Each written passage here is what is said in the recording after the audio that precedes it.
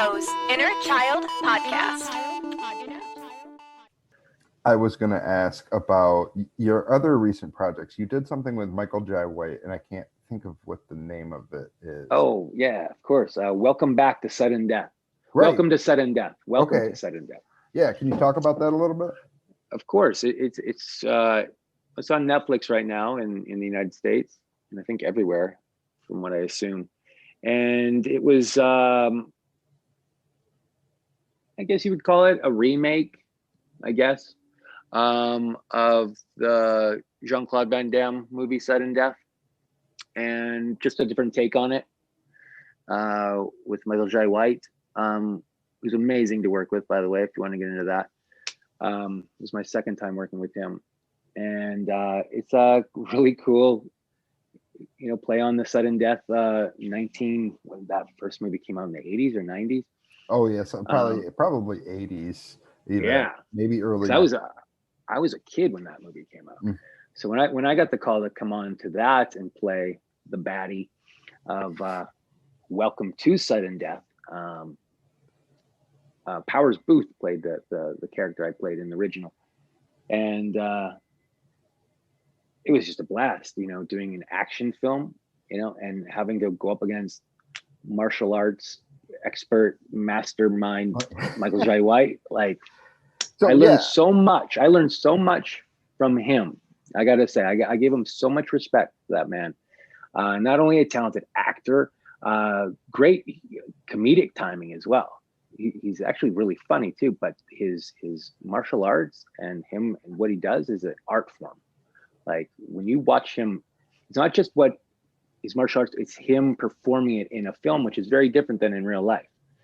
And he was the best coach I could have ever asked for to do a fight scene with him. So that's the takeaway I have from that film, was working with him. And yeah, it's a cool movie to check out. It's a cool little action film on Netflix called Welcome to Sudden Death. You said you worked with him previously on another film? Yeah, I did a movie years back with speaking of wrestling, Stone Cold Steve Austin. And the movie was called, now they changed the title, so I'm trying to think of the title if people wanted to track it down. It's called Hangar 14, Hangar 16, Hangar 13, Hangar Teen. It's a hangar with a teen number. Okay. And that was the first time I worked with him.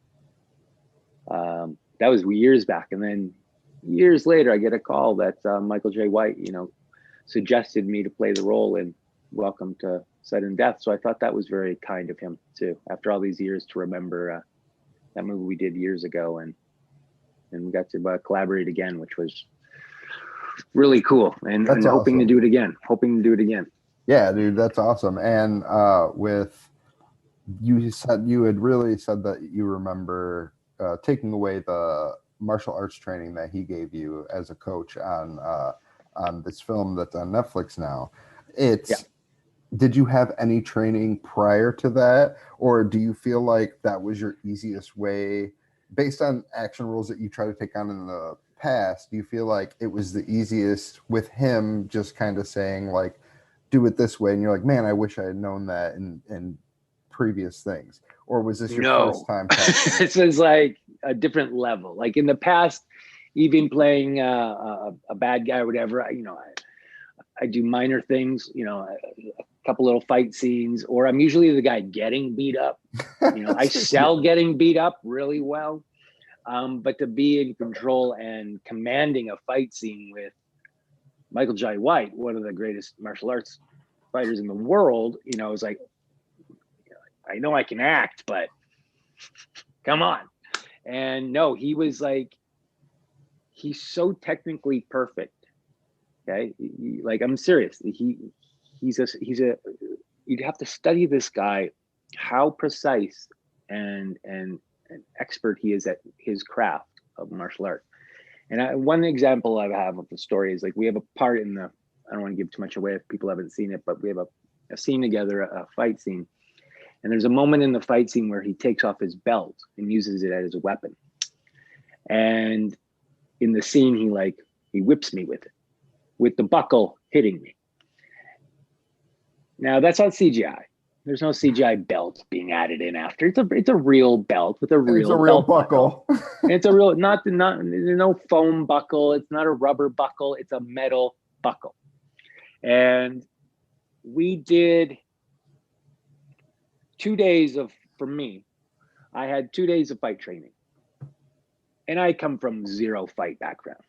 I don't have any fight training other than faking it in movies and stuff. Sure. But these guys are the real deal. Like, these are real martial arts experts.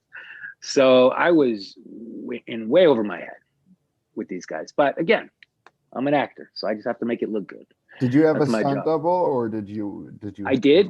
We had a stunt double on set, and he did some of it, and I ended up doing a lot of it myself, which I was very surprised.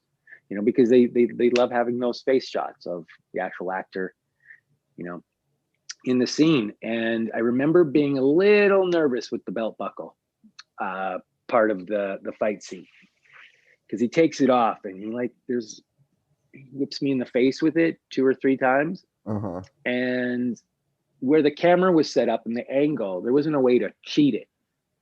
Like, this buckle has to look like it's hitting me in the face. And he could tell and I even said, I think I was honest. I was like, dude, I'm nervous about this part. And he just looked at me very calmly. He's like, Michael, I will never hit you with this belt. He goes, it will never come in contact with your face ever. I said, I know, but I know, like, when I get into it, I get really kind of like into it. And, you know, I might lean in too close and I might forget, and I lean in and then I take a belt to the eye. And he goes, I will take that into, when I'm watching you, Mike, I take all that into account. If I see you lean in, I reposition myself. It's like he's slow. You know, ever see The Matrix? He slows time down, I think, in his mind, and controls the whole scenario of what's going on. He goes, trust me, my job is not to hit you with this belt buckle.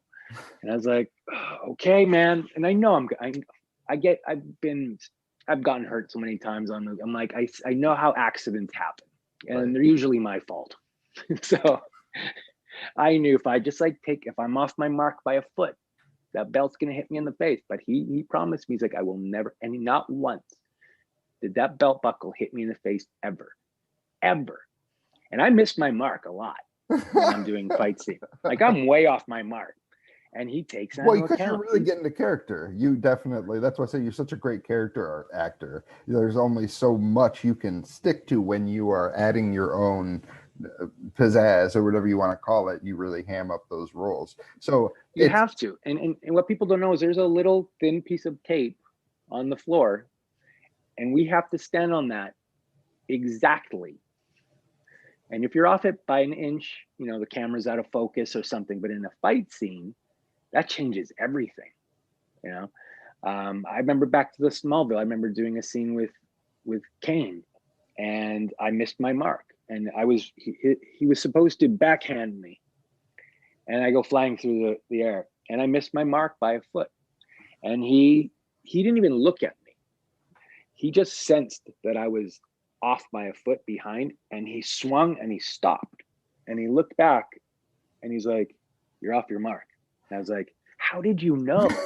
And he's like, that's my job. I felt it. And he's like, you don't understand.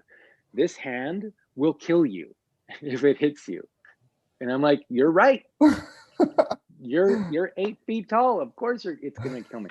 Michael J. White takes that up to another level where he's so precise that he's using this belt. Promise me it's never going to touch me. And not once. It might have even, I think I felt the wind of it once. It came so close. And he knew. He's like, I knew where the camera was, that it had to look real. So he like, I just wanted you to feel the wind of it. I'm like, I did.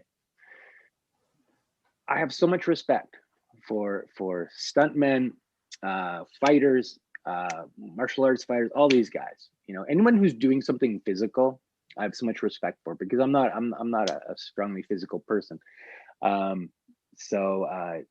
working with him, he taught me a lot about fight scenes, stuff that I'll still remember and carry into the next. Literary Joe's Inner Child Podcast.